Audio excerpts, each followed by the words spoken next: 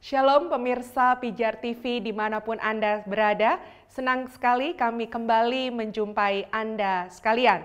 Bersama dengan kami dalam program Ku Tahu Yang Ku Percaya, kita akan melanjutkan apa yang sudah kita bahas pada episode yang sebelumnya berkenaan dengan Alkitab.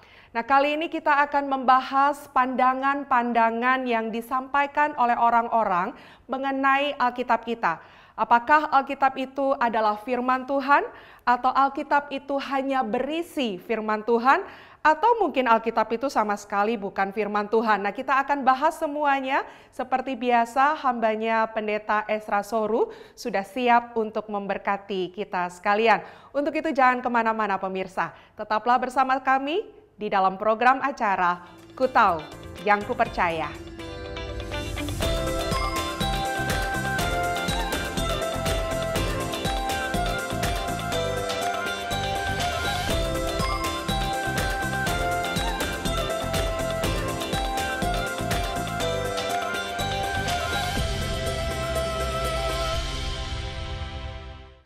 Shalom, salam terang bagi Indonesia. Kita bersyukur kepada Tuhan bahwa kita ada kembali dalam program Ku Tahu Yang Ku Percaya bersama saya Pendeta Esra Soru.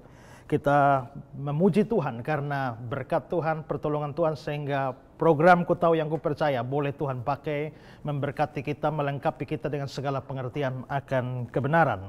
Dan saudara-saudara, kami sangat bersukacita bahwa program ini boleh menolong saudara-saudara dalam memahami iman Kristen, dan kita akan belajar banyak hal lagi setelah sebelumnya kita sudah mempelajari soal dosa, kita sudah belajar soal akibat atau hukuman dosa, kita sudah belajar soal jalan keluar dari dosa, kita sudah belajar tentang siapa Kristus sebenarnya, soal masalah iman, soal orang Kristen, KTP, dan banyak hal yang sudah kita pelajari. Dan kita akan masuk di dalam materi-materi yang lebih dalam lagi untuk memperlengkapi kita. Tapi sebelumnya saudara-saudara, kami juga beri kesempatan kepada saudara-saudara yang mempunyai pertanyaan atau pergumulan yang mau didoakan. Saudara boleh menghubungi kami dengan mengirimkan SMS ke nomor HP yang tertera di layar kaca ini, dan semua kami, kru atau tim dari Pijar TV akan dengan senang hati menjawab pertanyaan dan mendoakan saudara-saudara sekalian. Baik saudara-saudara, kita akan belajar lebih lanjut. Saya sudah sebutkan beberapa topik yang kita sudah bahas. Dan pada kesempatan ini kita akan masuk kepada topik yang baru, yakni kita akan membahas soal doktrin Alkitab. Kita tahu bahwa Alkitab ini adalah sesuatu yang menjadi pegangan kita, pedoman kita. Semua orang Kristen punya Alkitab, setiap hari Minggu kita punya Alkitab. Dan kita ingin mendalami lebih jauh pemahaman-pemahaman teologis, pemahaman-pemahaman seputar Alkitab kita. Dan saya yakin bahwa banyak kita akan diberkati dengan pemahaman-pemahaman ini. Dan selama beberapa episode ke depan kita membahas satu topik ini saja dengan banyak bagian yang akan saya jelaskan. Nah saudara-saudara, hal pertama yang ingin saya ajak kita untuk belajar hari ini adalah kita mari terlebih dahulu memahami istilah. Karena kita tidak bisa memahami suatu ajaran atau suatu paham kalau kita tidak memahami definisi yang kita bicarakan. Karena itu saudara, di seputar doktrin Alkitab, saya ingin menjelaskan beberapa kata. Doktrin kita disebut sebagai doktrin Alkitab.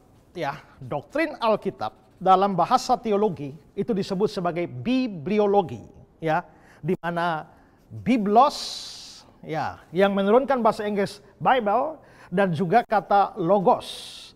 Bible itu kitab, ya, lalu logos itu adalah ilmu atau ajaran.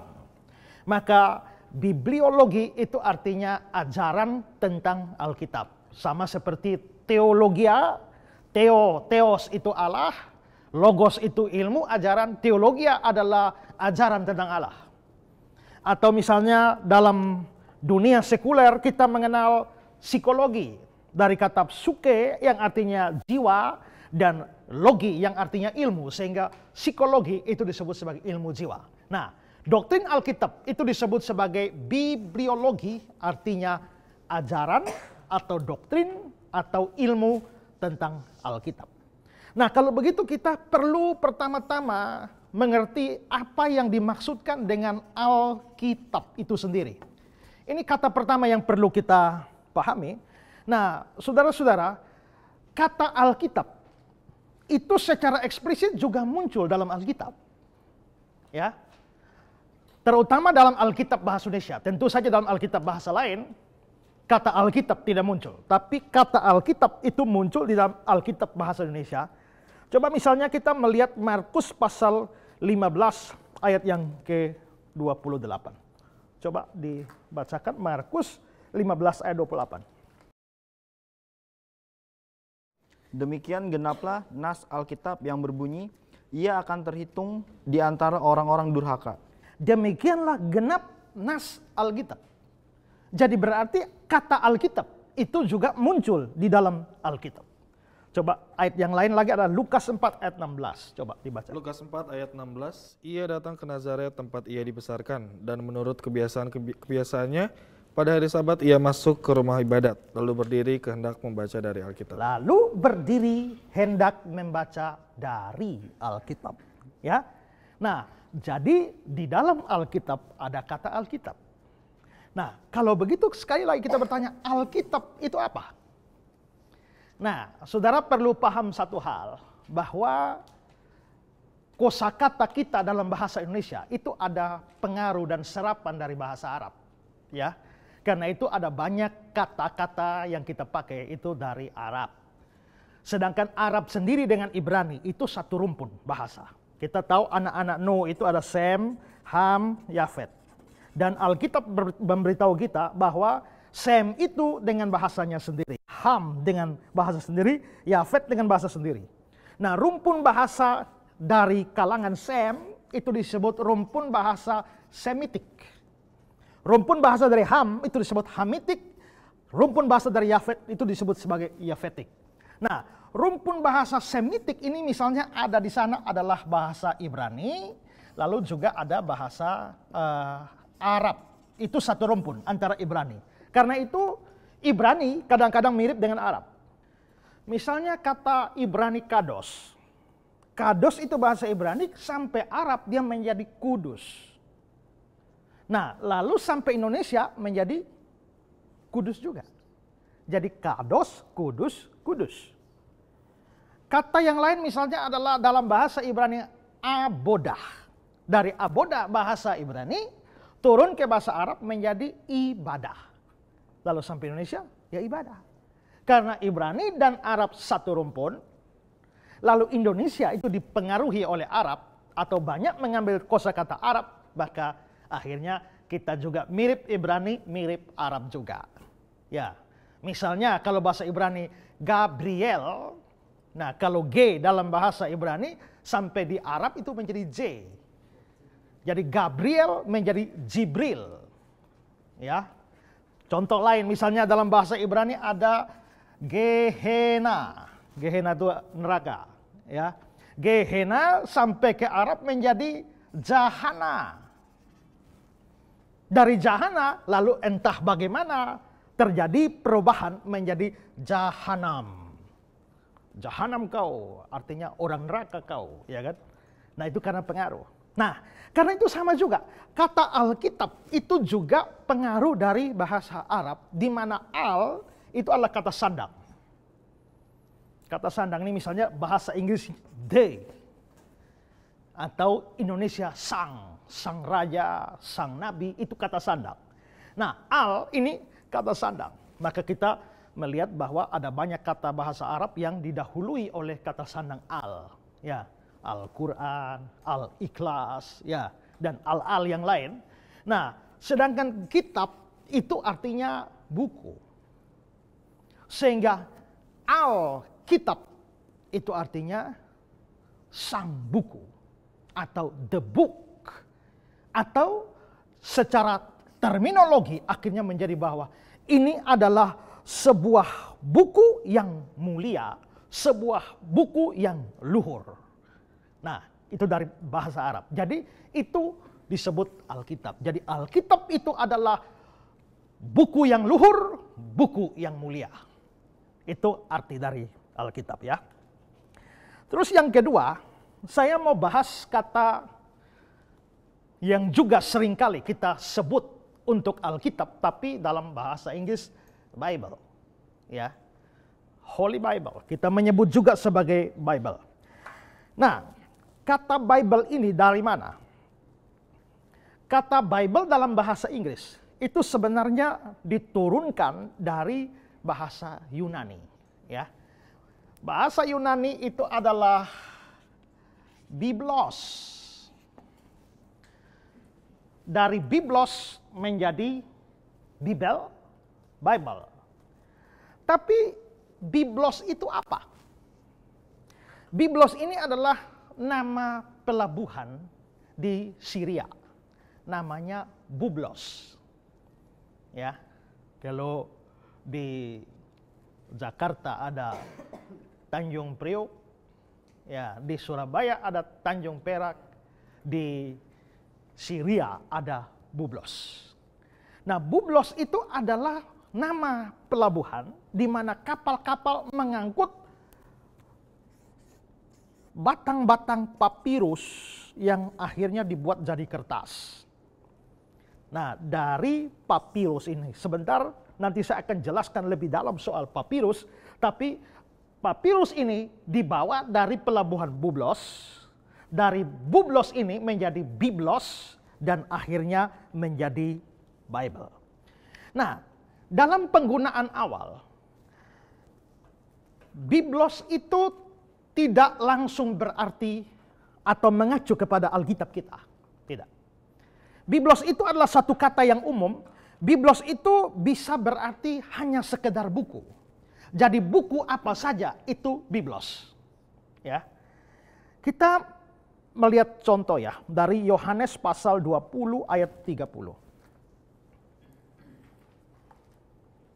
Coba dibacakan Yohanes 20 ayat 30. Yohanes 20 ayat 30. Memang masih banyak tanda lain yang dibuat Yesus di depan mata murid-muridnya yang tidak tercatat dalam kitab ini.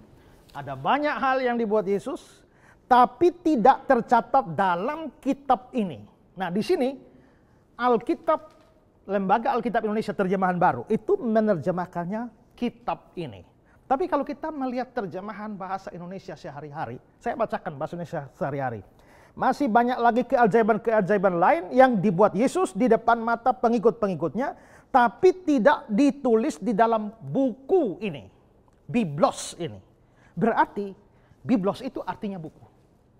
Contoh lain bisa kita lihat dalam Kisah Para Rasul 19 ayat 19. Kisah 19 ayat 19, banyak juga di antara mereka yang pernah melakukan sihir, mengumpulkan kitab-kitabnya lalu membakarnya di depan mata semua orang. Nilai kitab-kitab itu ditaksir 50.000 uang perak. Oke, saya bacakan dalam Indonesia sehari-hari.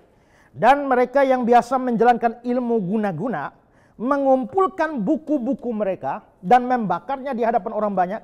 Harga buku-buku itu kalau dijumlahkan semuanya ada kira-kira 50.000 uang perak. Perhatikan di sini dikatakan buku-buku, terjemahan baru dibilang kitab-kitab. Aslinya Biblos, tapi itu menunjuk pada mereka yang pernah melakukan sihir mengumpulkan kitab-kitabnya, Biblosnya. Berarti di situ Biblos itu mengacu kepada buku sihir, bukan Alkitab. Dari sini kita bisa lihat bahwa seadanya buku itu disebut Biblos. Buku apa saja.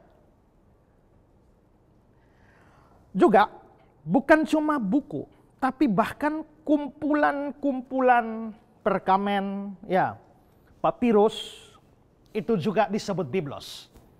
Nanti akan saya jelaskan apa itu papirus, apa itu perkamen. Tapi pokoknya kita bisa melihat bahwa lembaran-lembaran seperti itu juga disebut sebagai Biblos. Coba kita bisa lihat contoh dalam Lukas 4 ayat 17. Coba dibacakan. Lukas 4 ayat yang ke-17. Kepadanya diberikan kitab Nabi Yesaya dan setelah dibukanya ia menemukan nas di mana ada tertulis. Saudara lihat ya, di dalam teks ini kepadanya diberikan kitab Nabi Yesaya. Ini terjemahan yang tidak terlalu pas ya. Kalau terjemahan yang lebih cocok itu adalah seperti Indonesia sehari-hari. Dan diberinya buku Nabi Yesaya, dia membuka gulungan buku itu. Jadi itu gulungan. Maka gulungan-gulungan itu juga biblos. Ya, itu juga biblos. Lalu saya mau beri contoh tambahan adalah misalnya dalam Bilangan 5 ayat yang ke-23, tapi versi Septuaginta. Ya, versi Septuaginta itu bunyinya, lalu imam harus menuliskan kutuk itu pada sehelai kertas dan menghapusnya dengan air pahit itu. Di situ ada kata-kata kertas. Terjemahan Indonesia sehari-hari bilang, lalu imam harus menulis kutuk itu pada kertas gulungan. Jadi ini gulungan-gulungan saja. Itu disebut sebagai biblos. Nah, Bilangan 5 ayat 23, ini kan perjanjian lama, berarti menggunakan bahasa Ibrani, tapi di dalam Septuaginta dia menggunakan biblos karena menggunakan bahasa Yunani. Jadi biblos itu bisa berarti buku, bisa berarti hanya gulungan-gulungan papirus, atau juga biblos bisa berarti sekedar catatan atau surat. Ya, catatan-catatan pendek, surat itu juga disebut sebagai biblos. Matius 19 ayat 7. Matius 19 ayat 7, kata mereka kepadanya, jika demikian apakah sebabnya Musa memerintahkan untuk memberikan surat cerai jika orang menceraikan istrinya? Memberikan surat cerai. Ya. Kata yang dipakai di situ adalah biblos juga. Jadi biblos itu juga menunjuk pada surat. Sama juga dengan Ulangan 24 ayat 1 dalam versi Septuaginta, di mana dikatakan bahwa dia menulis surat cerai. Nah, surat cerai di situ dalam Septuaginta juga memakai kata biblos, sehingga biblos itu hanya sekedar surat. Itu juga biblos. Maka di sini kita bisa lihat penggunaan kata biblos pertama kali itu tidak pernah mengacu kepada Alkitab kita. Alkitab Kristen kita. Tidak. Semua buku biblos. Semua gulungan-gulungan, lembaran-lembaran biblos. Surat-surat juga biblos.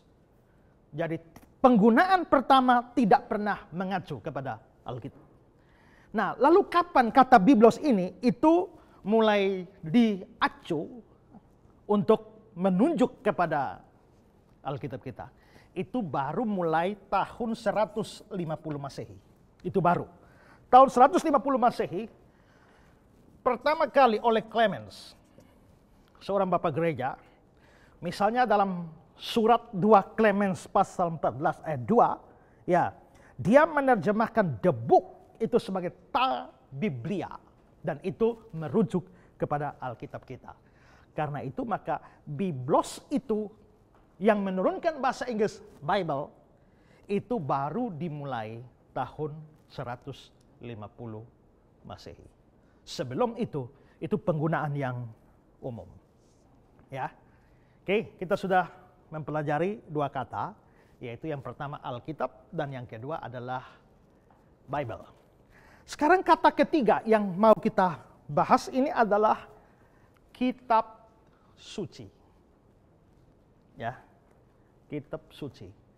Di dalam Alkitab kita sama seperti kata Alkitab, kata kitab suci juga secara eksplisit muncul di dalam Alkitab kita.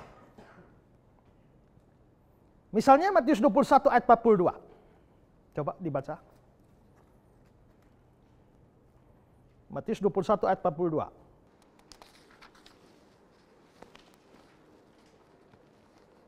Kata Yesus kepada mereka, belum pernahkah kamu baca dalam kitab suci, batu yang dibuang oleh tukang-tukang bangunan telah menjadi batu penjuru. Hal itu terjadi dari pihak Tuhan, suatu perbuatan ajaib di mata kita. Oke, ya. Belum pernahkah kamu baca dalam kitab suci? Lalu Matius 22 ayat 29. Matius 22 ayat 29. Yesus menjawab mereka, kamu sesat sebab kamu tidak mengerti kitab suci maupun kuasa Allah. Kamu tidak mengerti kitab suci. Ya. Nanti juga di dalam Matius 26 ayat 54 dibilang, jika begitu bagaimana akan digenapi yang tertulis dalam kitab suci?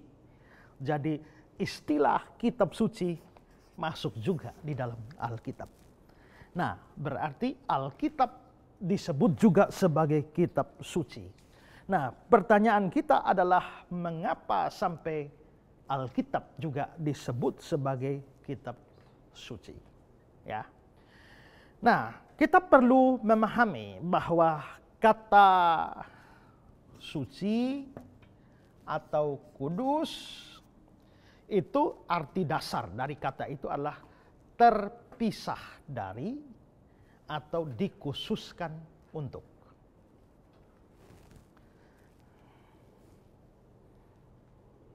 Kalau di sini ada 1, 2, 3, 4, 5 orang Bapak, lalu saya mengambil Bapak ke sini, terpisah dari 4 teman Bapak. Karena Bapak sudah terpisah dari teman-temannya, maka Bapak menjadi orang kudus. Karena dipisahkan. Jadi kudus itu atau suci bisa berarti tak bernoda, tak bercacat. Tapi itu hanya salah satu arti. Ya, Tuhan itu suci, tidak berdosa, tidak bernoda sedikit pun juga.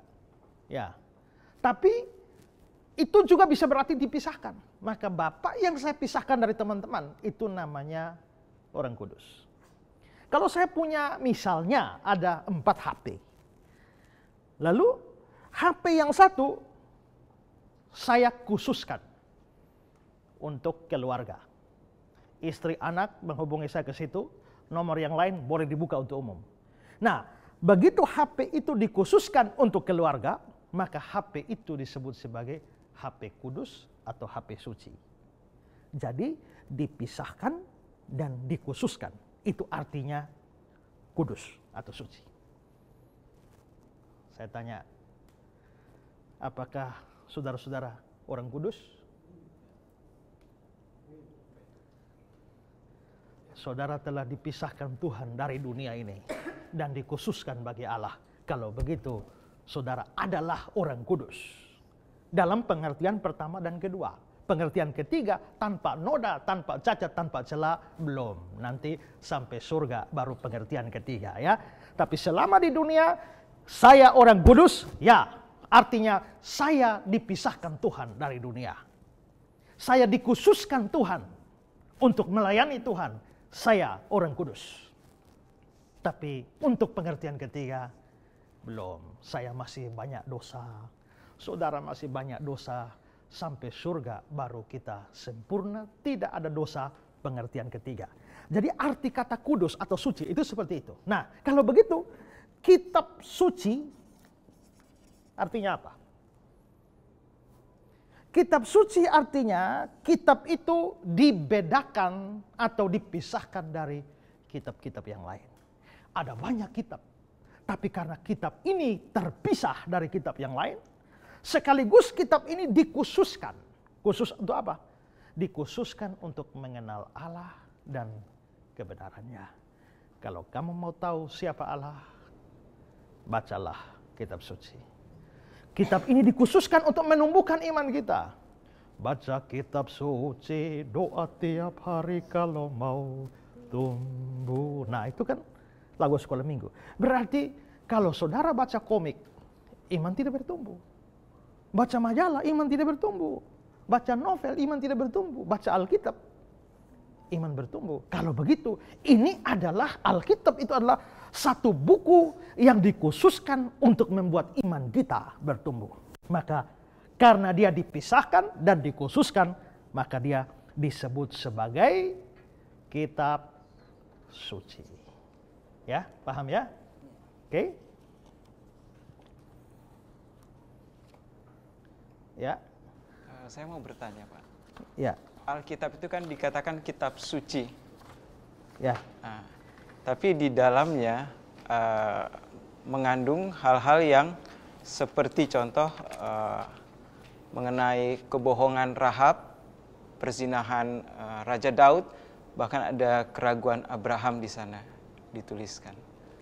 Jadi apakah itu masih dikatakan sebagai buku atau kitab yang suci? Oh ya, oke, saya paham. Alkitab catat dosanya Abraham, dosa Daud, dosanya Rahab, dan masih banyak dosa orang lain. Berarti dengan kata lain, Alkitab itu mencatat juga dosa-dosa. Kalau dia mencatat dosa, apakah dia masih bisa disebut suci? Sekarang, coba ya, kalau Daud berzina, lalu Alkitab menulis Daud tidak berzina, bohong nggak? Bohong. Justru jadi tidak suci. Tapi kalau memang betul faktanya Daud berzina, dan Alkitab mencatat Daud berzina, berarti benar dong? Benar. Kalau begitu, Alkitab menyampaikan fakta dosa apa adanya tanpa menyembunyikannya. Berarti dia benar, berarti dia suci. Ada dusta Rahab.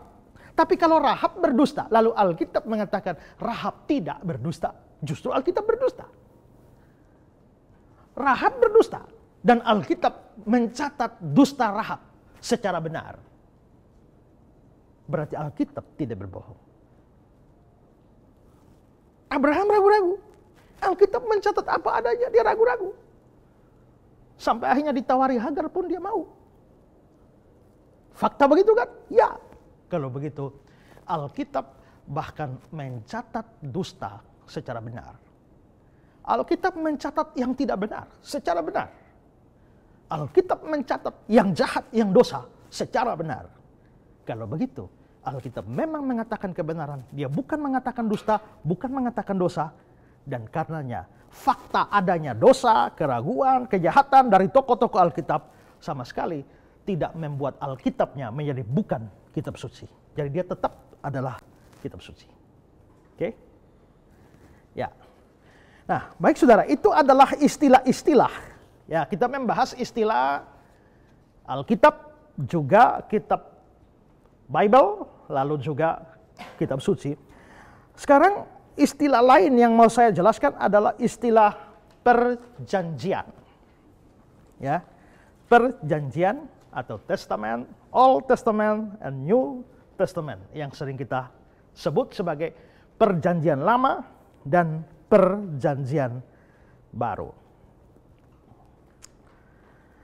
Nah, istilah ini, perjanjian lama dan perjanjian baru, seringkali kita pakai sebagai membedakan antara kitab-kitab Yahudi, orang Israel, dan kitab-kitab para murid Kristus. Maka dari Kejadian sampai dengan Maleakhi disebut perjanjian lama. Sedangkan Matius sampai Wahyu itu disebut sebagai perjanjian baru.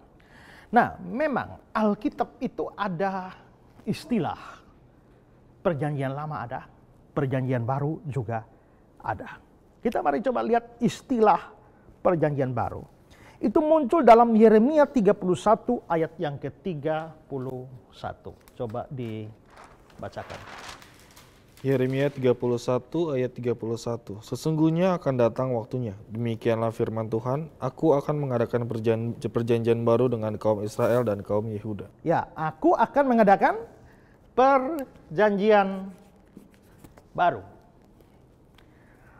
1 Korintus 11 ayat 25. 1 Korintus 11 ayat 25. Demikian juga ia mengambil cawan sesudah makan lalu berkata, cawan ini adalah perjanjian baru yang dimeteraikan oleh darahku.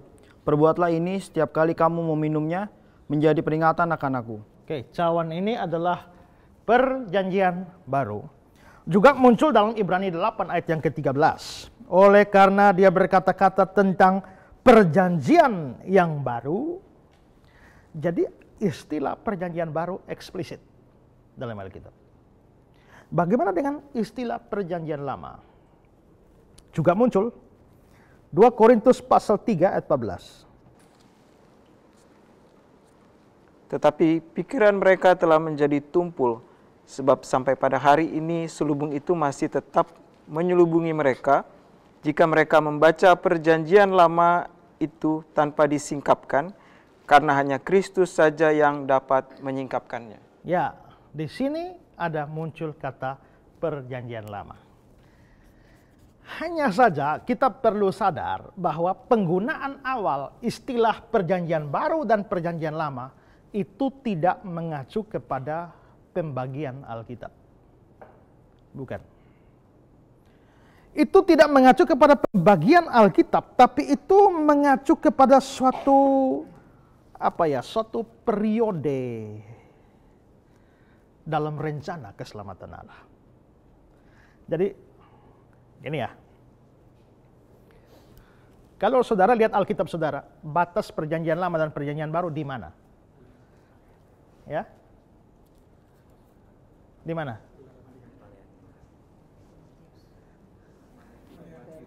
Kejadian sampai Maliaki. Lalu perjanjian baru Matius, Wahyu. Batasnya mana? Di kertas kosong ini, ya kan? Ya, itu batasnya. Itu kalau pembagian Alkitab.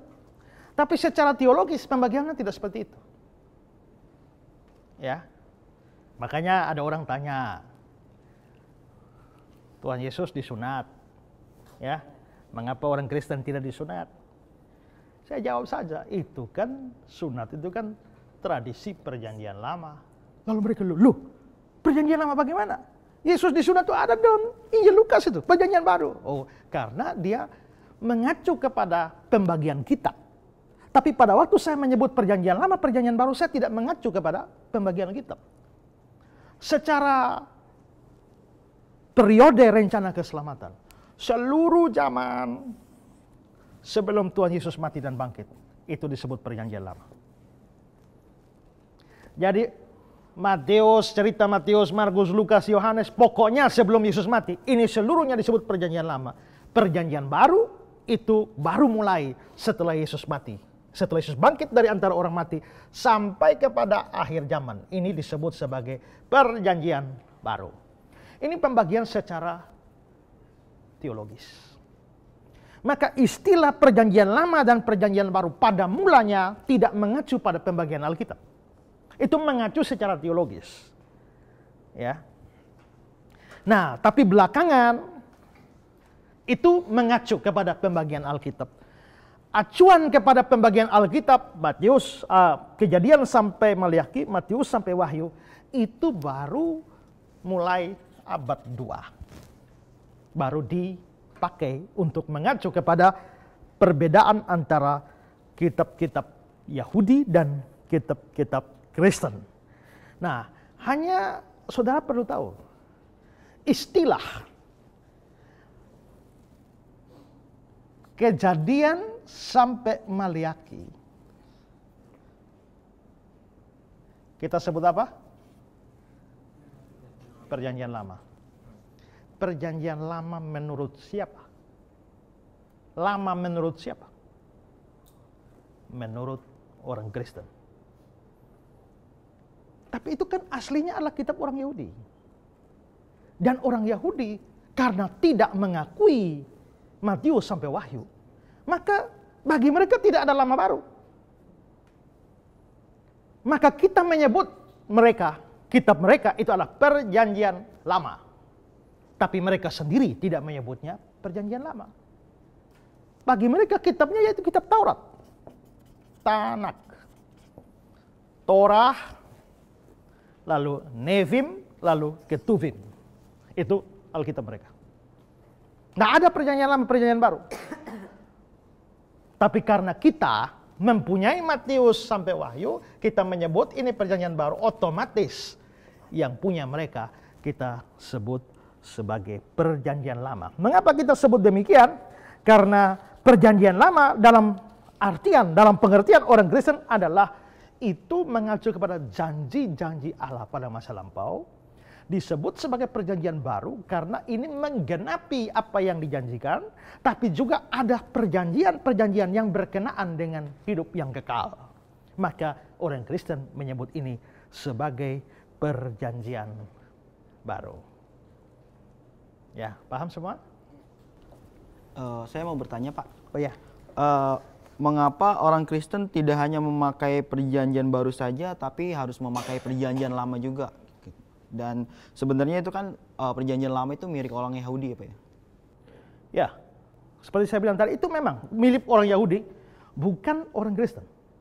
Nah terus kenapa kita tidak hanya terima Matius sampai Wahyu saja sebagai punya kita? Kenapa dengan kata lain, kenapa harus mengadopsi kitabnya agama Yahudi? Nah seperti saya katakan tadi bahwa di dalam perjanjian baru, kita menyebut perjanjian baru karena ini adalah jawaban terhadap semua nubuatan di dalam ini. Maka ini adalah jawaban. Ini adalah penggenapan. Sekaligus ada janji untuk akhir zaman, hidup kekal. Nah, artinya dalam Matius sampai Wahyu ini, kita mempunyai jawaban, kita mempunyai penggenapan. Sekarang kalau kita tolak Kejadian sampai Maliaki, kita punya jawaban, pertanyaannya di mana? Ya. Kalau kita mempunyai penggenapan, apa yang digenapi? Maka kalau kita membuang punya Yahudi, kita mengalami suatu gap atau terputusnya sejarah. Apalagi saudara ingat bahwa di dalam studi Alkitab, kita mengenal apa yang namanya tipologi. Tipologi, itu dalam tipologi itu ada dua istilah lain. Pertama disebut sebagai tipe, dan yang kedua disebut sebagai antitipe. Tipe ini adalah gambarannya, sedangkan antitipe ini adalah penggenapannya atau realitanya. Contoh, di dalam perjanjian lama, korban penebus salah, korban penebus dosa adalah domba. Ada domba. Yang disembeli pada hari Paskah juga domba.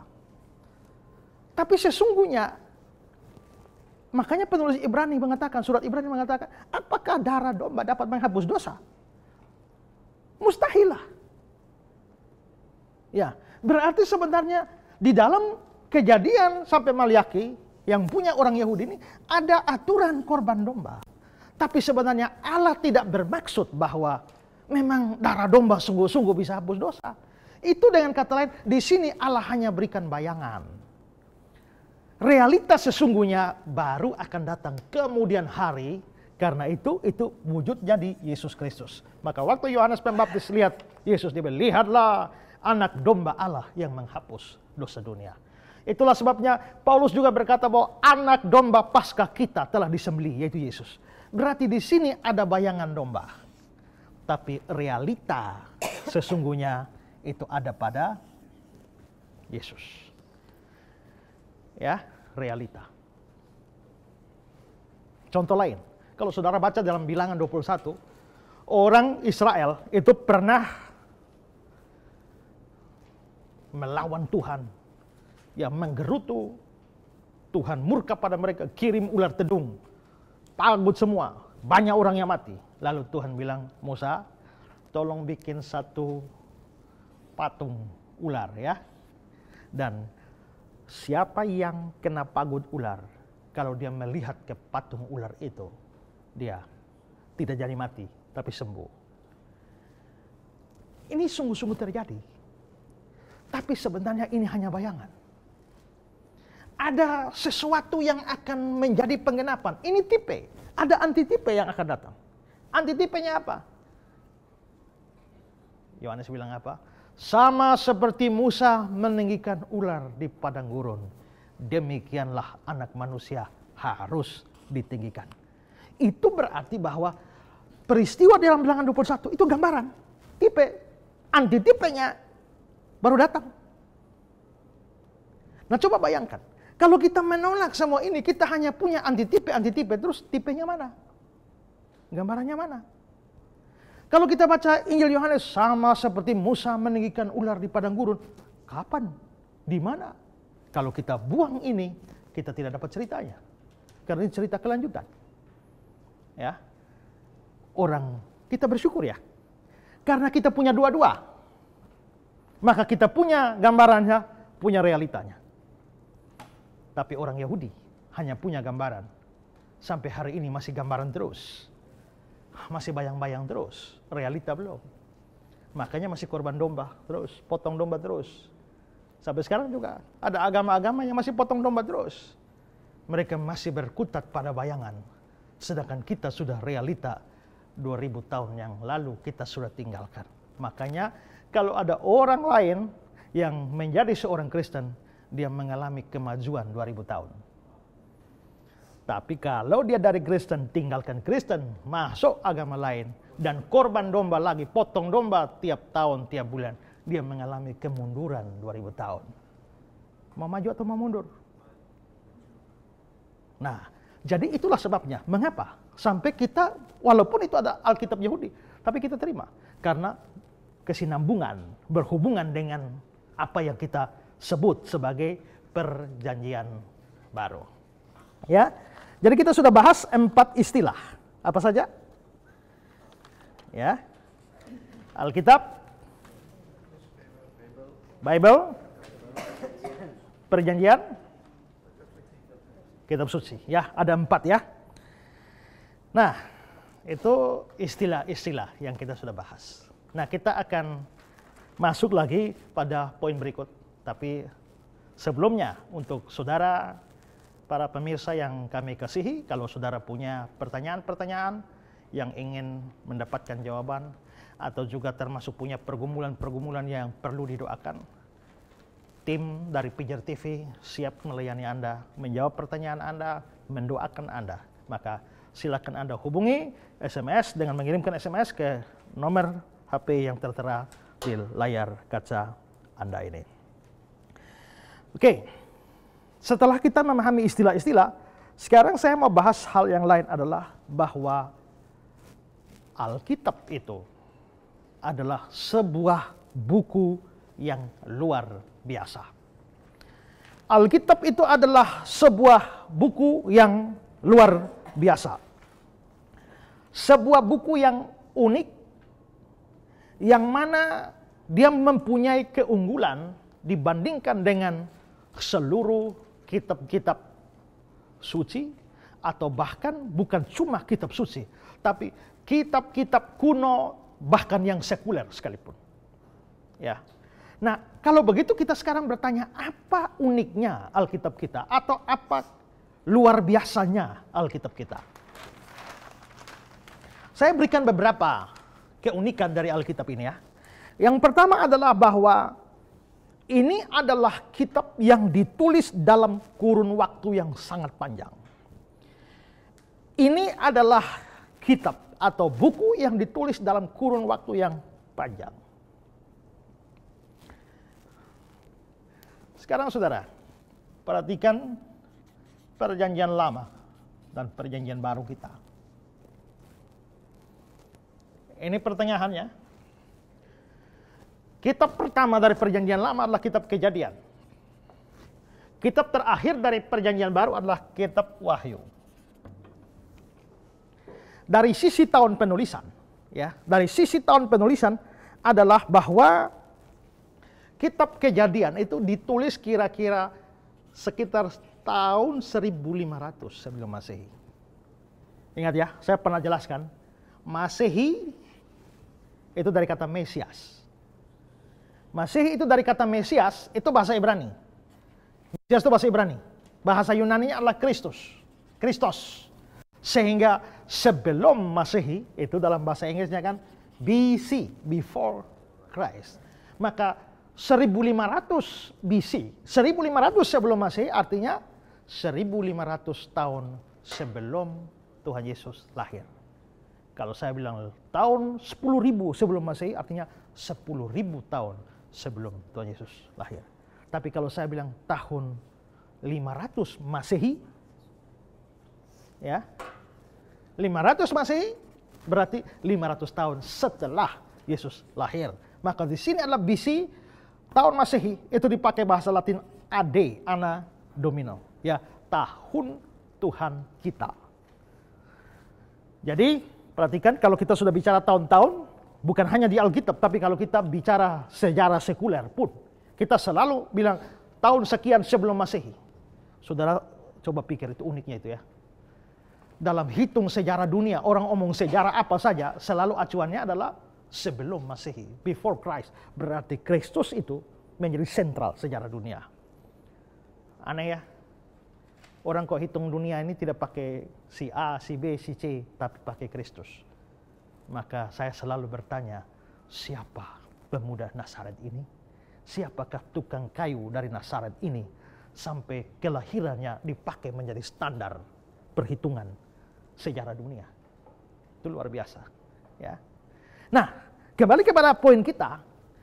Kalau begitu kitab Kejadian ditulis kira-kira 1500 sebelum Masehi, 1500 tahun sebelum Yesus lahir.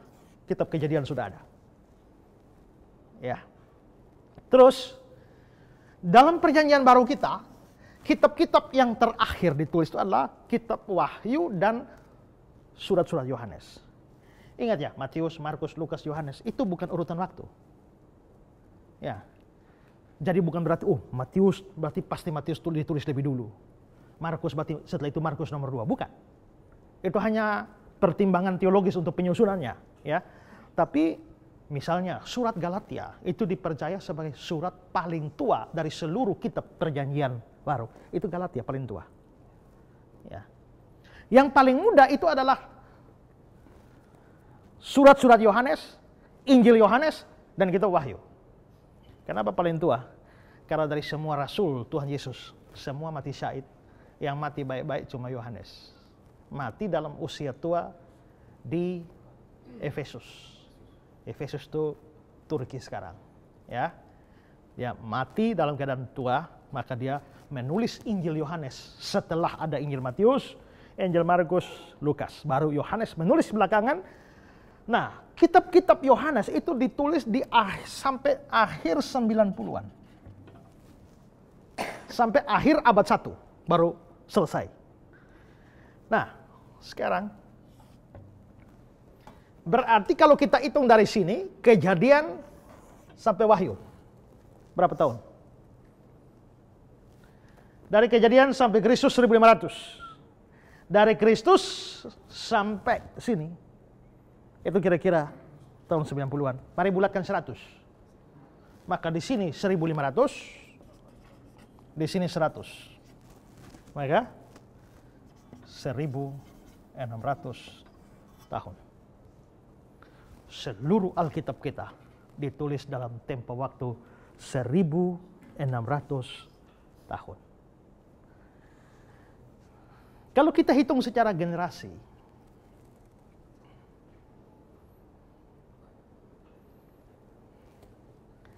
ada papa saya hidup di sini generasi 1. Saya ada di bawahnya generasi 2. Anak saya generasi 3. Cucu saya generasi 4. Kira-kira berapa? Satu generasi hitung berapa tahun? Rata-rata orang, bukan umur loh, generasi loh. Orang memperkirakan satu generasi itu kira-kira 40 tahun. Ya. Karena rata-rata orang setelah 40 tahun dia anggap sudah ada anak. Maka muncullah generasi kedua. Ya, generasi ketiga. Nah, kalau satu generasi dihitung 40 tahun, 1600 tahun itu berapa generasi? 40 generasi. Dengan kata lain, Alkitab kita dari Kejadian sampai Wahyu kira-kira ditulis kalau nyambung semua itu 40 generasi. Tanya, kitab mana yang ditulis selama ini? Tidak ada. Baik kitab suci agama lain maupun juga kitab-kitab sekuler, tulisan-tulisan sekuler, tidak ada yang ditulis dalam tempo waktu 1500-1600 tahun. Maka ini kitab yang unik. Ya, kitab yang unik. Itu dari sisi waktu penulisan. Lalu juga kedua dari sisi penulisnya. Dari sisi penulisnya, tidak ada kitab yang jumlah penulisnya begitu banyak. Kitab suci agama lain ditulis oleh satu orang, ya, atau dua orang. Tapi Alkitab itu lain. Seluruh perjanjian lama sampai perjanjian baru itu total penulis kira-kira 40 orang. Ya, kira-kira 40 orang. Dan menariknya adalah bahwa 40 orang yang menulis Alkitab ini itu profesinya beda-beda. Ya, profesinya beda-beda. Misalnya ada yang mantan pegawai kantor pajak, yaitu Matius. Matius itu orang pajak, itu pemungut cukai. Ada yang profesinya sebagai dokter atau tabib, itu Lukas. Lukas itu dokter atau tabib. Ada yang pernah bekerja sebagai nelayan, ada Petrus, ada Yohanes, dan teman-teman nelayannya. Ada yang bahkan bisa dianggap sebagai ahli filsafat, itu Paulus. Dan Paulus itu belajar luar biasa. Dia seorang pemikir, sehingga itulah sebabnya tulisan-tulisan doktrinal dia kadang-kadang juga sukar dipahami kita, ya, karena memang tulisannya punya kualitas yang sangat tinggi. Ada yang profesi seperti nabi, seperti Yesaya, Yeremia, Yehezkiel, dan lain sebagainya. Ada juga yang profesi sebagai gembala, misalnya Amos. Amos itu gembala. Ada yang raja, Daud, Salomo, ya. Ada yang imam, seperti Imam Esra di dalam perjanjian lama, ya. Ada juga yang PNS. Siapa PNS? Penulis Alkitab yang PNS. Nehemia.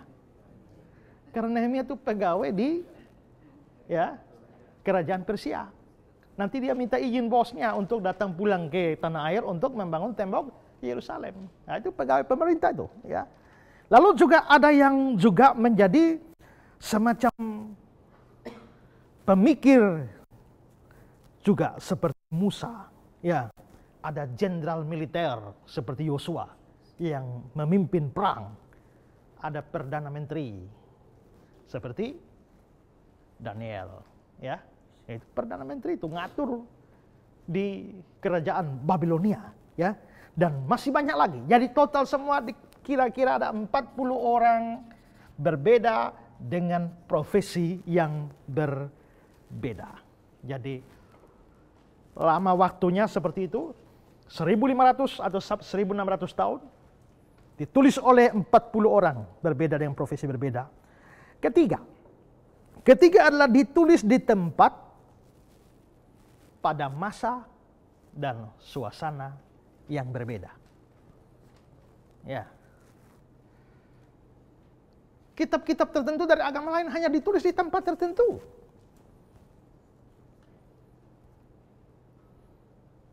Ada juga kita bicara lebih luas untuk buku-buku sekuler. Ada yang ditulis di Arab, ada yang ditulis di Roma, ada yang ditulis di Yunani. Tapi saudara, Alkitab itu ditulis di 3 benua. Ya.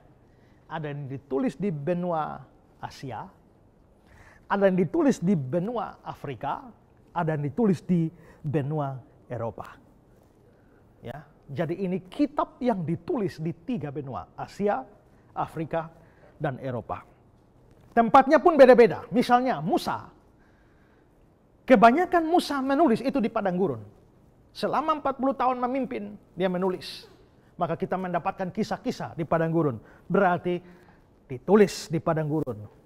Yeremia pernah di tahanan dan dia menulis dari balik dinding penjara. Daniel itu perdana menteri di istana, dia menulis di istana dan juga di tempat-tempat seperti perbukitan.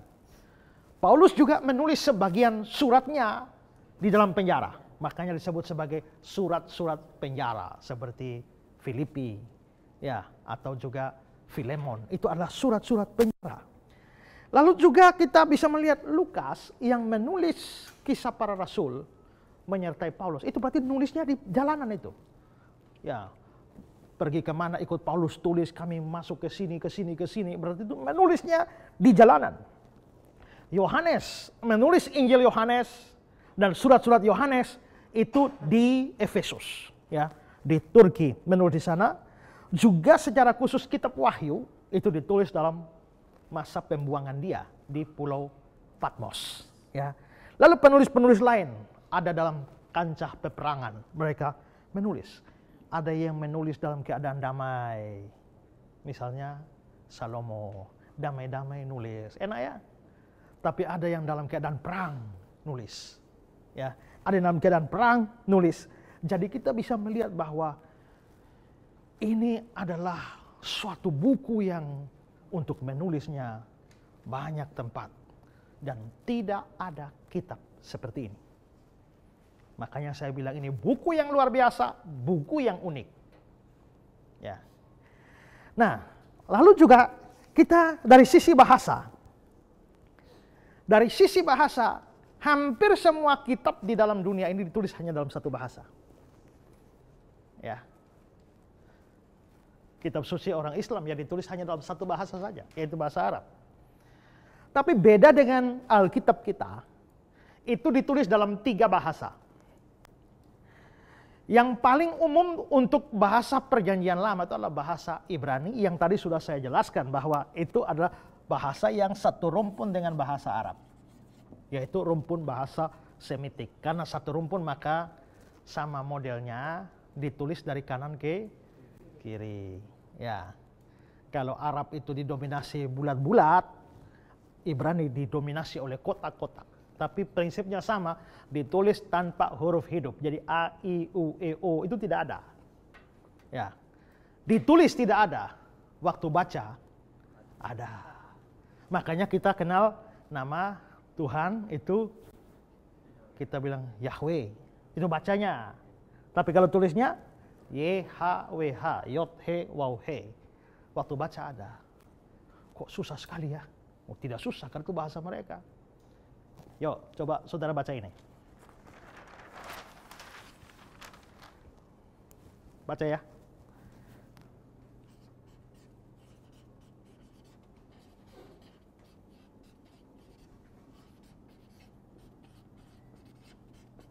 Apa? Bisa ya? Gampang ya? Padahal coba, A, I, U, E, O tidak ada. Nulis, gampang. Karena itu bahasa kita. Jadi waktu nulis tidak ada huruf hidup. Waktu baca ada. Makanya kita sedikit menyimpang. YHWH. Baca apa? Belum tentu. Karena apa? Mestinya orang Yahudi tahu baca. Hanya saja mereka terlalu takut dengan nama ini. Keramat ini. Karena itu tiap kali muncul baca di Alkitab muncul YHWH, mereka tidak berani omong. Maka mereka ganti dengan kata Adonai. Jadi pokoknya YHWH muncul Adonai. YHWH muncul Adonai. YHWH muncul Adonai. Lama-lama yang tahu baca semua mati, almarhum. Sisa anak cucunya tidak lagi tahu bacanya bagaimana. Pokoknya muncul Adonai. Maka kita menjadi kesulitan. YHWH itu apa bacanya? Masalahnya ada yang bilang Yahweh, ada yang bilang Yehuwa, ada yang bilang Yehova. Terus mana yang betul itu? Ya, lain kalilah kita bahas. Karena ini kan bukan membahas ini. Hanya saya mau memberikan suatu gambaran bahwa itulah bahasa Ibrani. Membacanya, nanti waktu baca baru kita supply masuk huruf hidup. Itulah bahasa perjanjian lama kita. Makanya orang kalau mau belajar perjanjian lama dengan baik di sekolah teologi mesti belajar bahasa Ibrani. Sementara itu perjanjian baru kita itu bahasa yang dipakai itu adalah bahasa Yunani. Bahasa Yunani. Dipakai bahasa Yunani, mengapa kok pakai bahasa Yunani? Karena pada waktu itu bahasa Yunani adalah bahasa internasional. Ya. Kita tahu bahwa ini sejarah ya. Bangsa Israel kan dipimpin oleh Daud, lalu sambung ke Salomo. Nanti setelah Salomo mati, Israel pecah bagi dua. Israel pecah bagi dua, ada yang tetap Israel, ada yang jadi Yehuda. 10 suku ada di sini, 2 suku ada di sini. Ya, bagi dua. Nanti karena Israel berbuat dosa terlalu banyak, Tuhan kirim bangsa Asyur, habisi. Iran, Asyur, habis, tidak pernah pulang lagi. Maka hilanglah 10 suku dari sejarah. Sisa 2 suku belakangan, orang Lewi masuk di sini. Jadi 3, tapi pembagian wilayah 2 karena orang Lewi tidak ada tanah. Jadi pembagian wilayah hanya 2 suku, Yehuda dan Benyamin, tapi Lewi masuk. Ya, tapi belakangan ini juga berdosa. Tuhan kirim Babilonia. Babel, Nebukadnezar datang habisi Yerusalem, lalu membawa mereka ke pembuangan. Bawa ke pembuangan di Babel. Nah, waktu masuk pembuangan inilah Daniel, ya, Sadrak, Mesak, Abednego itu masuk di situ. Makanya Nehemia juga lahir di sana. Ya, setelah Babilonia, Babel yang besar itu dihancurkan. Muncul kerajaan baru, yang namanya Media Persia. Ini 2 kerajaan bergabung. Maka Media Persia gabung menghancurkan Babilonia. Sebelumnya Asyur ditaklukkan Babel. Lalu Babel ditaklukkan oleh Media Persia. Makanya nanti Israel tadinya dikuasai, Yehuda dikuasai oleh orang Babel, sekarang pindah bos. Sekarang dikuasai lagi oleh orang Persia. Makanya Raja Artasasta, Raja Darius yang dibicarakan di dalam kitab Esra, Nehemia itu sudah Persia. Tapi belakangan saudara, Persia juga ditaklukkan lagi oleh bangsa Yunani. Yunani menaklukkan Persia. Perang paling hebat antara Persia dan Yunani. Persia ini wilayah timur ini. Dia berusaha mengembangkan kerajaan ke barat. Sementara itu Yunani di barat, dia berusaha mengembangkan ke timur. Akhirnya bentroklah 2 kerajaan ini. 2 kerajaan ini bentrok, perang paling hebat antara 2 kerajaan ini terjadi di itu angkatan darat perang, angkatan laut perang. Udara belum ada. Ya. Tapi di angkatan laut ini perang besar itu terjadi di satu teluk namanya Teluk Marathon. Dan di sini Yunani menghabisi angkatan lautnya Persia. Begitu Yunani menang, seorang prajurit lari dari sini, lari non-stop, mengabari kemenangan ke pusat di Athena. Kalau sekarang kan coba WA, kita menang, selesai. Ya kan? Atau telegram. Tapi zaman itu belum ada, maka lari. Maka dia lari itu non-stop. Karena perang di Teluk Marathon, maka lari ke Athena non-stop, lari jarak jauh non-stop, itu namanya lari maraton. Nah itu dari situ. Tapi Yunani di bawah Alexander Agung sudah terlanjur berkuasa. Lalu Alexander Agung ini kepengen supaya kebudayaan Yunani itu menguasai dunia. Ya, maka akhirnya salah satunya itu adalah bahasa. Maka bahasa Yunani menjadi bahasa internasional. Menjadi bahasa internasional. Karena itu maka supaya Injil bisa menyebar secara luas, maka ditulislah dalam bahasa Yunani. Maka perjanjian baru kita itu bahasa Yunani. Itu bahasa kedua. Jadi Ibrani, Yunani. Bahasa yang ketiga itu adalah bahasa Aram. Bahasa Aramaik.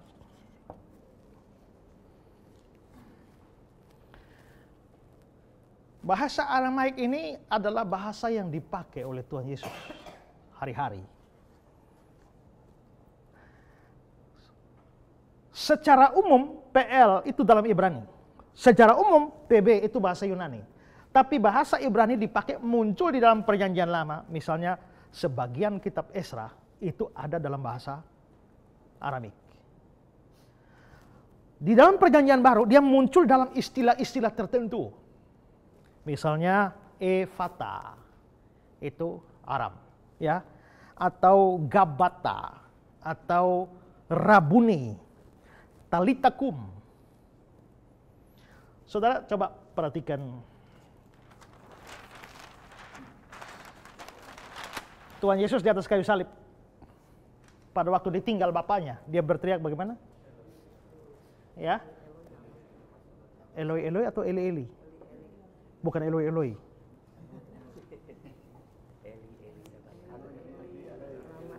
Eli Eli lama sabatani atau Eloi Eloi? Bukan Eloi. Sebenarnya dipakai dua-dua. Mari kita lihat kalau seandainya kata-kata itu diucapkan dalam bahasa Ibrani murni, tanpa campuran. Kalau murni maka dia menjadi Eli Eli lama asaftani. Itu Ibrani murni. Kalau dia menjadi Aramik murni, maka dia menjadi Eloi Eloi lama sabachtani. Tapi Yesus mengucapkannya bagaimana? Eli Eli lama sabachtani. Berarti Eli Eli Yesus pakai bahasa Ibrani, sabachtani dia pakai bahasa Aram. Jadi di sini Ibrani sama Aram dicampur. Loh, kenapa kok campur gitu? Tidak satu bahasa saja. Bu, habis bubar acara ini, malam call saya ya. Call? Itu kan bukan bahasa Indonesia. Ibu, malam ini habis acara kan bahasa Indonesia. Call saya ya, bahasa Inggris. Tapi sudah merupakan kebiasaan bahwa kita dalam bahasa Indonesia kita pun, kita menyisipkan bahasa yang lain. Nah, maka Yesus juga dia Eli Eli lama, dia langsung lari ke sabachtani. Itu menunjukkan bahwa memang ada kata-kata tertentu di dalam perjanjian baru yang menggunakan bahasa Aram. Ya, jadi 3 bahasa, yaitu Ibrani, Yunani, dan Aram. Oke? Pak, saya ingin bertanya Pak, apakah Alkitab hanya ditulis dalam 3 bahasa saja? Apakah tidak ada bahasa lain, misalnya bahasa Latin? Ya, Latin itu juga kita harus paham bahwa ada banyak salinan-salinan atau manuskrip-manuskrip. Nanti dalam pelajaran-pelajaran berikut saya akan jelaskan saudara soal masalah manuskrip atau salinan. Tapi kita mempunyai salinan Alkitab yang cukup banyak dalam bahasa Latin. Tapi itu bukan berarti bahwa Alkitab ditulis dalam bahasa Latin, tidak. Disalin dalam bahasa Latin. Misalnya saya menulis teks ini dalam bahasa Indonesia, tapi Bapak menyalinnya dalam bahasa Alor. Ya, jadi salinan itu bisa dalam bahasa-bahasa lain. Nah, tapi Latin juga cukup terkenal karena apa? Karena Latin ini Alkitab kita diterjemahkan ke dalam bahasa Latin lalu menjadi Vulgata namanya. Ya, Alkitab Vulgata dalam bahasa Latin. Dan ini yang diacu oleh teman-teman kita dari Katolik, kebanyakan menggunakan bahasa Latin yang karena pengaruh Romawi. Ya, pengaruh Romawi yang menggunakan bahasa Latin lalu melahirkan Alkitab Vulgata ini. Jadi memang bahasa Latin itu penting sekali dalam kesanah kita belajar sejarah Alkitab, tapi bukan bahasa asli. Yang saya omong tadi adalah bahasa asli cuma Ibrani, Yunani, dan Latin. Dan Aramik, sedangkan Latin itu adalah bahasa terjemahan. Oke? Pak, saya mau tanya lagi Pak. Tadi Bapak sempat singgung mengenai Septuaginta. Bisa diberikan keterangan lebih lagi Pak tentang Septuaginta itu? Iya. Tadi sudah saya jelaskan ya soal pengaruh Yunani ya. Jadi setelah Asyur, ini penguasa dunia. Sekarang kita mengenal negara-negara adidaya, ada Amerika ya. Nah, tapi zaman dulu ada kerajaan-kerajaan adidaya yang besar. Itu Asyur. Itu Iran sekarang. Ya. Setelah Asyur muncul Babilonia. Itu Irak. Ya. Lalu setelah itu Babilonia muncul Media Persia. Itu wilayahnya mencakup ini juga. Tapi setelah Media Persia, lalu lahir Yunani. Habis Yunani, Romawi.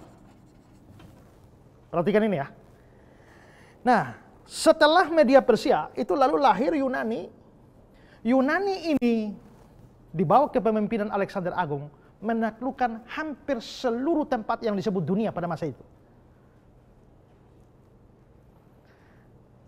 Tapi dia mempunyai satu proyek namanya Helenisasi. Apa itu Helenisasi? Helenisasi itu adalah suatu upaya meyunanikan dunia. Meyunanikan dunia. Kalau kita lihat juga beberapa tahun lalu ada pengaruh India masuk Indonesia. Ya, film-filmnya Bollywood mulai masuk, film India. Kita mendengar di mana-mana lagu-lagu nehi-nehi, ya. Itu karena pengaruh India. Ya, kita juga misalnya mendapatkan pengaruh Cina. Ya, pengaruh Arab. Tapi pada waktu itu pengaruh Yunani. Maka semua bidang itu dikoordinasi dalam Helenisasi, semua bidang harus Yunani. Arsitektur harus Yunani. Makanya dibangunlah stadion-stadion bercorak Yunani. Ya, pakaian Yunani. Tarian Yunani. Seni Yunani. Ilmu pengetahuan Yunani. Makanya semua ilmu pengetahuan itu kan ada kata logos. Logos itu kata Yunani. Psikologi dari kata Yunani, psuke, jiwa, logos, ilmu. Sosiologi, ada logosnya. Apalagi teologi, kristologi, soteriologi, semua logi-logi itu, semua ilmu kan ada loginya. Itu Yunani semua. Karena ilmu pengetahuan, Yunani. Filsafat, itu juga Yunani. Ahli-ahli pikir Yunani, Pythagoras, Aristoteles, dan semua, ya, semua serba Yunani. Karena itu, kalau hari itu kamu tidak bercorak Yunani, kamu kuper, kurang pergaulan. Maka nama juga harus dua. Harus punya nama Yunani. Kalau kamu orang Israel tidak punya nama Yunani, tidak gaul. Makanya nama Lewi itu nama Ibrani, tapi harus punya nama Yunani. Nama Yunaninya Matius. Makanya baca Matius pemungut cukai mengikut Yesus. Tapi baca di Alkitab lain, Lewi pemungut cukai mengikut Yesus. Kenapa? Kok beda ya? Tidak. Matius itu nama Yunaninya, nama Ibraninya Lewi. Gitu.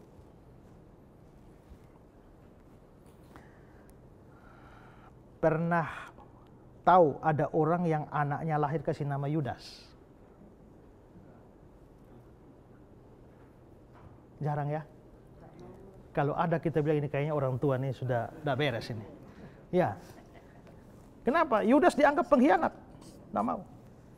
Pernah tahu ada orang yang anaknya nama Yehuda? Pernah ya? Nah, padahal Yehuda itu bahasa Ibrani, bahasa Yunaninya Yudas. Jadi Yehuda sama dengan Yudas. Tapi tidak mau kasih nama anak Yudas, mau kasih nama anak Yehuda. Itu karena apa? Yehuda dan Yudas sama itu. Dua nama. Semua orang punya dua nama. Kalau tidak punya dua nama, tidak gaul. Nah, rame-rame pergi kuliah di Yunani pada masa itu. Nah, setelah masa Yunani, Romawi muncul. Tapi Romawi kuat dari sisi hukum. Dan Romawi punya bahasa Latin. Tapi sekuat-kuatnya dari hukum dan politik Romawi, tidak bisa lagi menggeser kebudayaan Yunani. Maka Herodes itu Raja Herodes yang mau bunuh Yesus dia, itu tuh mamanya orang Arab. Bapaknya orang Idumea, Edom. Jadi Herodes itu bukan darah Israel. Makanya orang Yahudi tidak mau akui dia sebagai raja. Hanya karena politik Roma dia naik jadi raja. Makanya orang Yahudi benci dia. Tapi anehnya, saudara, Herodes ini, mereka berapa bersaudara, semua nama Ibrani. Hanya Herodes sendiri nama Yunani. Dan Herodes sangat tergila-gila dengan kebudayaan Yunani. Makanya bait Allah kedua yang dipugar zaman Tuhan Yesus itu adalah hasil karya Herodes. Bercorak Yunani. Jadi dengan kata lain begini, Yunani luar biasa. Ya. Nah, sekarang generasi muda mana tahu bahasa Ibrani. Semua serba Yunani. Sedangkan perjanjian lama ditulis dalam bahasa apa? Ibrani. Nah kalau begitu anak muda sekarang, generasi milenialnya mau baca Alkitab perjanjian lama, baca pakai bahasa apa? Sudah tidak tahu. Akhirnya yang opa-opa saja, yang tua-tua yang bisa baca itu Alkitab perjanjian lama. Karena semua anak muda sudah tidak tahu. Yang dia tahu Yunani. Maka ini menjadi kecemasan bahwa anak muda lagi, generasi ini tidak bisa lagi membaca perjanjian lama. Kalau kita tetap mempertahankan perjanjian lama berbahasa Ibrani, maka tidak bisa dibaca oleh banyak orang.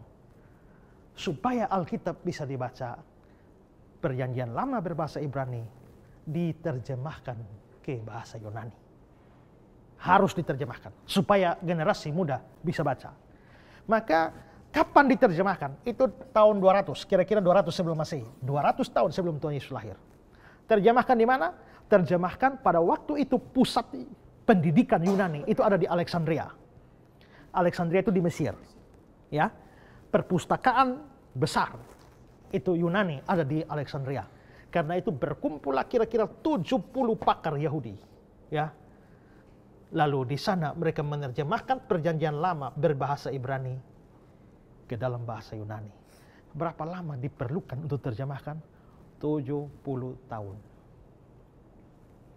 Jadi dilakukan oleh 70 orang selama 70 tahun, maka Alkitab itu LXX 50, 10, 10, 70.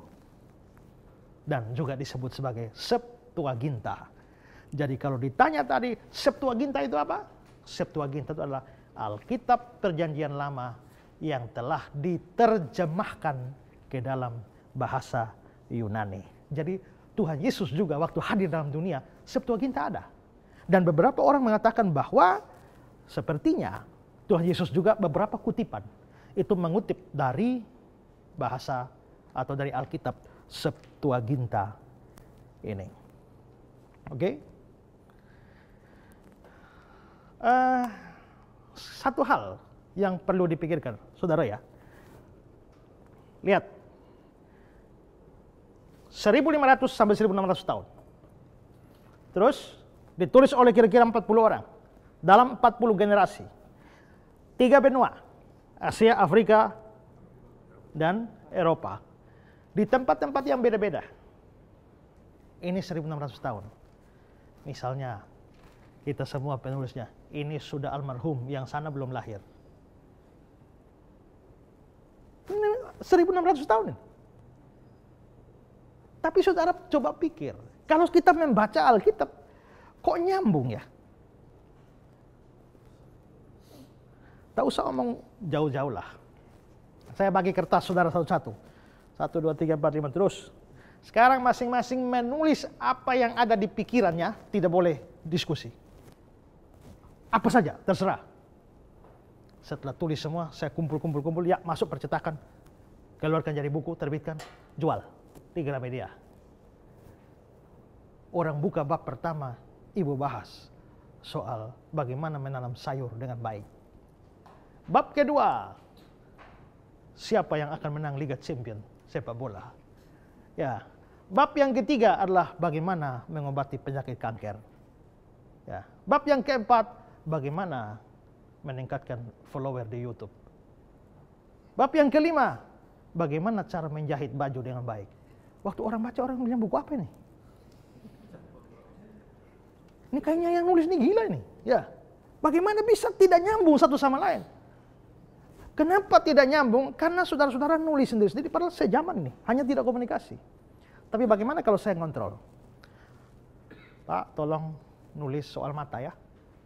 Telinga, hidung, tenggorokan, jantung, paru-paru, usus, tulang, gigi, otak, apa lagi? Terus semua. Kumpul, jadi buku bagus. Bagus. Kenapa? Karena ada yang mengontrol. Ada yang mengontrol. Sekarang saudara pikir, kalau ini 1500 sampai 1600 tahun, mesti ada yang kontrol orang-orang sepanjang 1600 tahun. Maka orang itu harus lebih tua dari 1600 tahun. Siapa dia? Tidak bisa tidak selain Allah. Itulah sebabnya nanti kita akan bahas secara khusus soal Alkitab firman Allah. Tapi ini menjadi salah satu poinnya adalah bahwa ini kitab yang unik, ya. Nah, saya ingin memberikan juga tambahan lagi, saudara. Ini dalam tempo waktu seperti itu, zaman begitu kuno, itu Alkitab ditulis di apa, ya? Di barang apa? Ada beberapa bahan tulis. Yang pertama itu adalah papirus. Papirus ini adalah tumbuhan yang banyak muncul di Mesir dan juga di Syria. Itu tumbuhan bulu halus. Nah, kalau saudara melihat, coba saudara melihat, ini adalah gambar pohon papirus. Ya, ya, ini lihat ya, ini gambar-gambar ini adalah gambar pohon papirus yang tumbuh banyak di Mesir dan Syria. Nah, nanti dari batang-batang papirus ini diambil, lalu diproses khusus, lalu menjadi kertas. Makanya dari papirus, papir, lalu menjadi paper. Itu kertas. Zaman dulu orang pakai itu. Ya, prosesnya panjang. Saya mau meringkas prosesnya seperti yang dicatat dalam Cambridge History of the Bible. Dikatakan bahwa rumput bulu halus itu dicabut, dibelah memanjang, sehingga menjadi lembaran pipih, kemudian dipukuli, ditekan bersama untuk menjadi dua lapisan yang berposisi tegak lurus satu terhadap lainnya. Pada waktu sudah kering, permukaan yang keputih-putihan digosok dengan batu halus atau alat lain sejenisnya, sehingga seringkali sangat tipis dan agak tembus cahaya. Jadi kalau batangnya seperti ini ya, dibelah 1, 2, 3, 4. Habis itu dijemur, lalu dikaitkan, lalu digosok, jemur lagi, terus sedemikian rupa sampai digosok lagi halus. Nah, lalu akhirnya dia menjadi lembaran-lembaran kertas yang pipih, ya.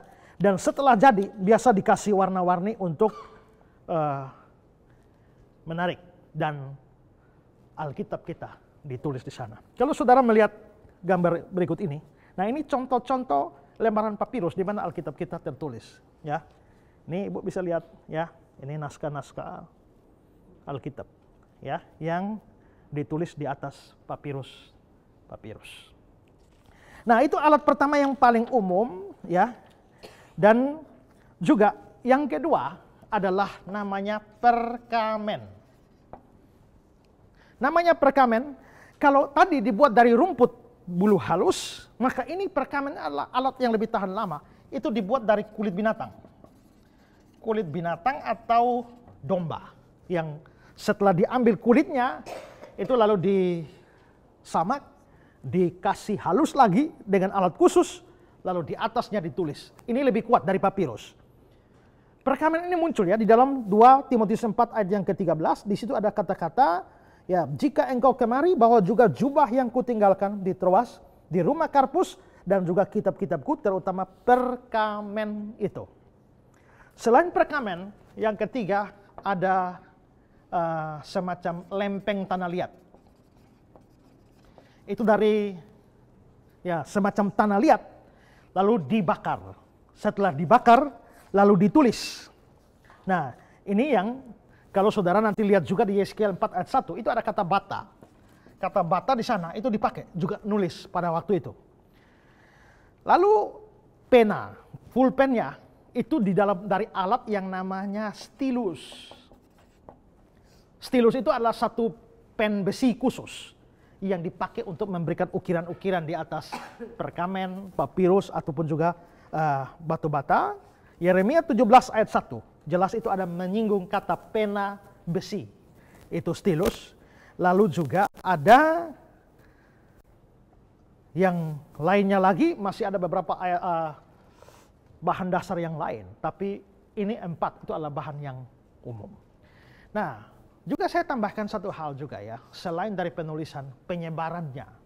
Penyebarannya tidak ada kitab apapun yang penyebarannya atau penerjemahannya lebih hebat dari Alkitab. Dari semua buku yang ada, Alkitab adalah buku yang paling banyak diterjemahkan ke berbagai bahasa di dunia, paling banyak dicetak. Saya misalnya memberikan informasi saja dari Ensiklopedia Britannica. Pada tahun 1966, ini hanya tahun 1966, seluruh Alkitab telah ada dalam 240 bahasa dan dialek. Salah satu kitab atau lebih menjadi bagian Alkitab yang diterbitkan dalam 739 bahasa lain. Sehingga jumlah penerbitannya ada dalam 1280 bahasa. Ada 3000 penerjemah Alkitab yang menerjemahkan kitab suci dalam kurun waktu 1950 sampai 1960. Berdasarkan fakta yang ada, Alkitab itu unik, tidak ada duanya dalam hubungan dengan penerjemahan. Saudara coba bisa lihat daftar yang saya berikan ini ya. Ini daftar penerbitan Alkitab. Misalnya ya, dari tahun sampai tahun 1804 dari Britain Bible Society menerbitkan Alkitab 409.000 Alkitab. Sampai tahun 1928 dari Gideon Amerika menerbitkan 965.000 Alkitab. Lalu National Bible Society dari Scotland menerbitkan 84.070.668 Alkitab. Lalu juga ada Dublin Bible Society menerbitkan 6.987.961. Dari Jerman, ya, lembaga German Bible Society. Itu daftar yang sangat panjang, sampai bahkan puncaknya ada pada tahun 1932 menerbitkan sampai lebih dari 1 miliar Alkitab diterbitkan. Dan saudara bisa lihat di dalam daftar yang tertera di layar kaca saudara ini, ada daftar yang begitu panjang. Semua ini menunjukkan bahwa ya, Alkitab adalah buku yang paling banyak diterjemahkan. Saya mau mengakhiri ini dengan memberikan suatu keterangan dari Wikipedia. Begini, berdasarkan perhitungan publikasi Scripture Language Report, sebuah paduan otoritatif tentang perkembangan penerjemahan Alkitab global dari tahun ke tahun yang diterbitkan oleh United Bible Society, dari sekitar 6.600 bahasa di dunia, terdapat 2.527 bahasa yang telah memiliki terjemahan Alkitab. Sementara 2.000 bahasa lainnya sedang dalam proses penerjemahan Alkitab. Alkitab diperkirakan terjual sekitar 25 juta eksemplar setiap tahun. Bayangkan, buku yang terkenal, The Da Vinci Code-nya Dan Brown, itu hanya 5 juta. Ya, tapi ini sampai 25 juta eksemplar hanya di Amerika, belum di negara lain. Lalu juga dikatakan belum termasuk dicetak di bagian yang secara cuma-cuma oleh organisasi Gideon. Ketersediaan dan banyaknya jumlah Alkitab pernah dicetak dan dibagikan membuatnya memiliki pengaruh yang sangat besar dalam sejarah literatur dan sejarah dunia. Selain itu, sejak abad yang ke-17, Alkitab atau bagian Alkitab diterjemahkan lebih dari 23 kali dalam bahasa-bahasa Melayu dan Indonesia dan lebih dari 30 bahasa daerah di Indonesia. Di seluruh dunia, terjemahan Alkitab dapat diakses oleh 98% penduduk dunia dalam salah satu bahasa yang mereka ketahui. United Bible Society mengumumkan bahwa sampai 31 Desember 2007, Alkitab tersedia dalam 438 bahasa, 123 diantaranya meliputi material Deuterokanonika di samping Perjanjian Lama, Perjanjian Baru. Sedangkan terpisah tersedia dalam 1168 bahasa dan bagian-bagian khusus tersedia dalam 848 bahasa. Dari semua ini saudara bisa lihat bahwa tidak ada satu kitab suci agama lain pun maupun juga kitab sekuler yang diterjemahkan sebanyak Alkitab. Kalau begitu kita bisa lihat bahwa Alkitab bukan buku sembarang. Ini buku luar biasa. Buku seperti apa? Nanti akan kita lihat di dalam pelajaran-pelajaran kita selanjutnya. Tapi cukup sampai di sini, kita tahu bahwa kita sedang berurusan dengan sebuah buku yang unik, sebuah buku yang luar biasa. Nah, kiranya penjelasan saya ini boleh membuka wawasan kita dan membuat kita bangga bahwa kita mempunyai Alkitab. Baik saudara-saudara, kami bersyukur bahwa bisa membagikan pengetahuan-pengetahuan yang berharga ini kepada saudara melalui program Ku Tahu Yang Ku Percaya. Program Ku Tahu Yang Ku Percaya adalah program dari Pijar TV yang mau menyiarkan kebenaran kepada seluruh orang di Indonesia, bahkan seluruh dunia. Dan program-program secara khusus Ku Tahu Yang Ku Percaya dibiayai justru dari para pemirsa sendiri yang dengan rela dan penuh kesadaran, penuh kerinduan memberikan uang mereka untuk membiayai program-program ini. Program ini akan terus berlanjut dan Tuhan akan memakai program ini memberkati saudara sekalian. Dan kalau saudara terdorong untuk dan terpanggil untuk mendukung program ini supaya program ini lebih luas dan lebih banyak memberkati orang, saudara pun dapat memberikan sumbangan saudara. Silakan kirim sumbangan saudara ke nomor rekening yang tertera di layar kaca Anda. Dan biarlah program ini menjadi salah satu program yang memberkati Indonesia dan menjadi terang bagi Indonesia. Tuhan memberkati saudara.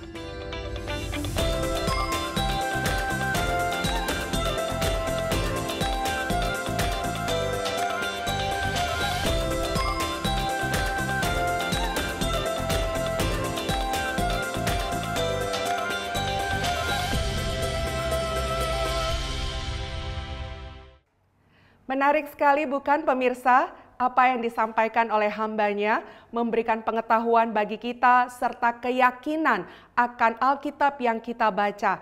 Bahwa Alkitab bukan berisi atau Alkitab bukan sama sekali firman Tuhan, tetapi hari ini kita diyakinkan bahwa Alkitab adalah firman Allah.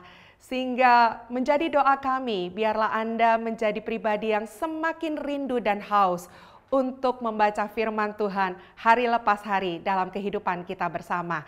Terima kasih untuk keberadaan dan kesetiaan Anda selama ini bersama-sama dengan kami di Pijar TV, khususnya dalam program Ku Tahu Yang Ku Percaya, karena kami menyadari oleh karena keberadaan Anda juga kami masih tetap bisa mengudara sampai dengan hari ini.